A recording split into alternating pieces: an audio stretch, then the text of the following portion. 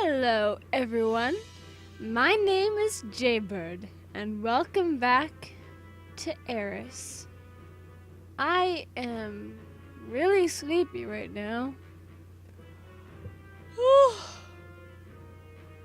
I spent like 3+ hours working on a painting that's due tomorrow in my class.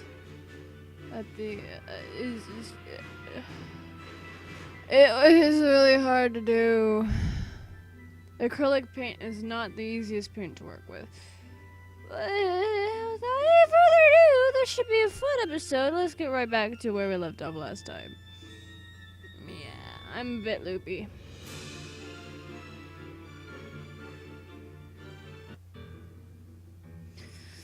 Before I can protest further, Lyle has already spun on their heels and darted towards the doors, weaving in and out of the crowd. Taking a deep breath to steady myself, I turn my attention to Carlin, who has been frantically flipping through a pile of scrolls from his bag. Carlin, shall we go? Go on without me. I don't understand. What? What are you talking about? Kylan mumbles under his breath as he continues, looking at his scrolls, appearing not to even hear my question. Kylan, come on! He doesn't reply. Eyeing all the vassals armed to the teeth flooding out of the guild hall and rushing towards the town border, I let out a frustrated growl. Damn it! Suit yourself! I'm going to the front lines! Pulling my sword from its sheath, I joined the rest of the soldiers, rushing out of the guild hall without a second glance backwards. Ooh, nice background, pretty. Pained cries and dying howls echo through the air, muffled by the blood pounding in my ear. Ew. Darting forward, I cut down a wraith. Wraith? Wraith? Is that how you say it? About to swipe at a fallen soldier. I issued to me a grateful look before scrambling back to his feet. Panting from the exertion, I paused to brush the hair out of my eyes and grimace at the sticky blood I've accidentally smeared over my forehead. How long has it been? It feels like a decade has passed since the battle has begun. God damn. Aelia! I look up to see Evra approaching with an exhausted smile, blood splattered all over her armor. Yeah, that totally looks like she has blood splattered all over her armor. Evra! Glad you're not hurt. Where's Lyle? Surprised they aren't with you. I could only shrug in response, turning to kick away a goblin that was trying to sneak up on me. In that case, watch my back, and I'll watch yours? Of course! Throwing myself back into the midst of the fight, with Evra by my side, my mind automatically voids itself of all thoughts but the battle.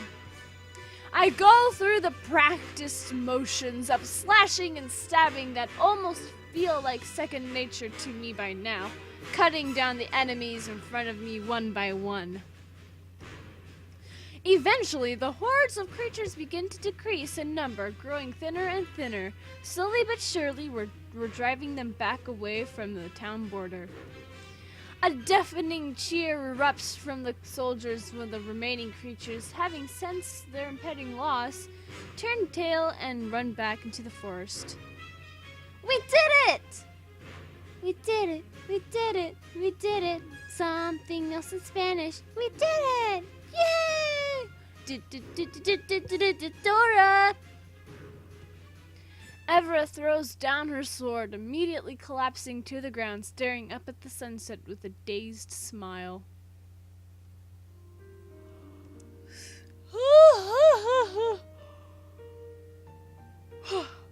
Stunned by the sudden end of the battle, it takes a minute for me to process the victory, And when I do, I sink to the ground with an exhausted sigh, letting my sword clatter next to me. We did it. We really did it. Too tired to speak, Everett can only give me a thumbs up in response, closing her eyes. Same here, fam. The adrenaline slowly fades from my veins, and I'm suddenly aware of the throbbing pain in every part of my body and the blood gushing from my shoulder. Overwhelmed by the sudden fatigue and pain, I can only close my eyes, leaning my head against a nearby tree.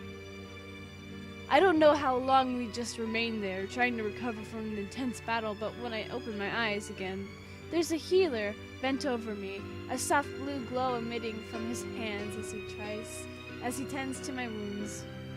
Thank you. Here, drink this too. It'll help you recover some of your energy. He presses a bottle in my hand and I take a greedy gulp, almost choking in my haste. You should rest for a while before moving. Let the magic heal your wounds fully first. Thanks. He nods in acknowledgement before moving on to Evra, repeating the same motions he just went through with me. As some of my energy returns to me, the fog begins to lift from my mind. This potion is pretty effective. I should tell Lyle to look into making some of these. Or maybe Kylan. He likes to research. Lyle and Kylan. Did they make it to the battle? Are they hurt? Leaning my weight against my sword, I struggle to my feet and stumble towards the rest of the camp. Maybe I should go look for them. Right then, Evra lets out a pained cry, followed by a long torrent of furious words reprimanding the healer. My head jerks to Evra, concerned about her.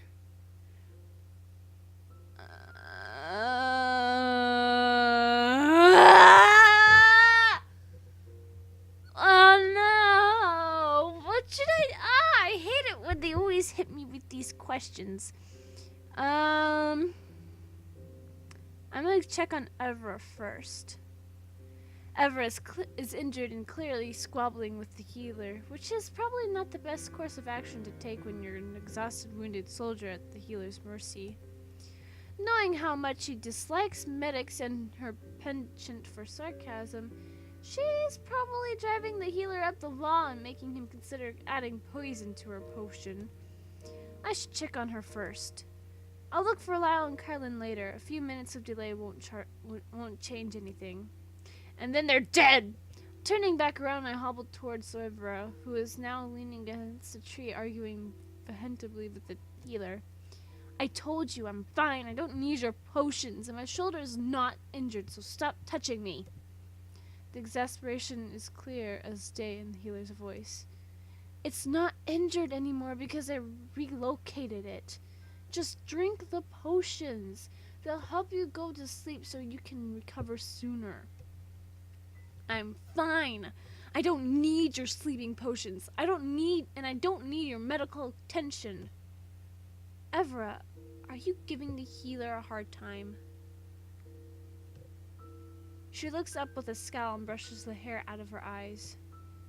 Tell him I'm a fast, natural healer. I don't need his potions. Evra, you're such a difficult patient. Here, let me try it. I'll get her to drink it. Sitting down next to Evra, I take the potion from the healer, who gives me a grateful look before leaving. Drink it. I refuse. It's an order.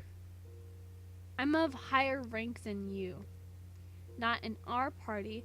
Lyle's the party leader, and I'll get them to ban you permanently from our parties if you don't obey me right now. Evra lets out an incredulous snort of laughter, shaking her head. You wouldn't do that. You need me in your party. Try me. I shove the potion towards her again, giving her my sternest glare. Evra looks between my face and the small bottle before taking the potion and downing it in one go. There. Happy? Very.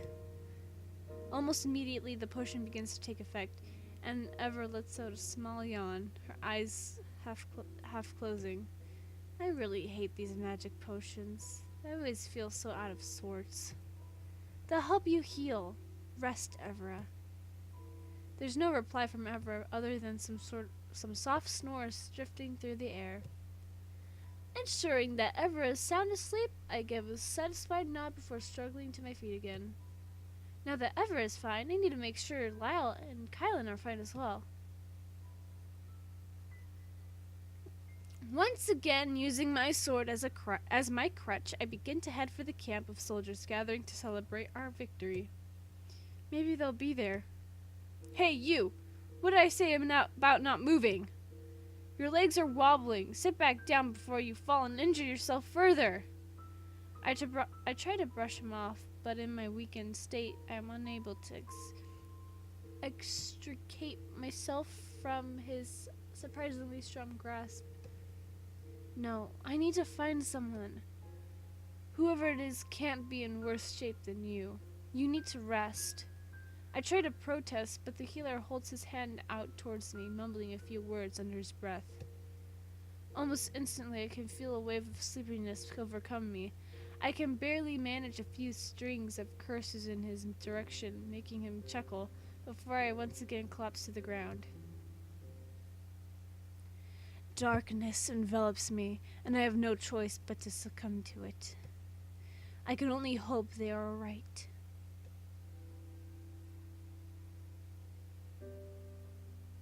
And then they're dead.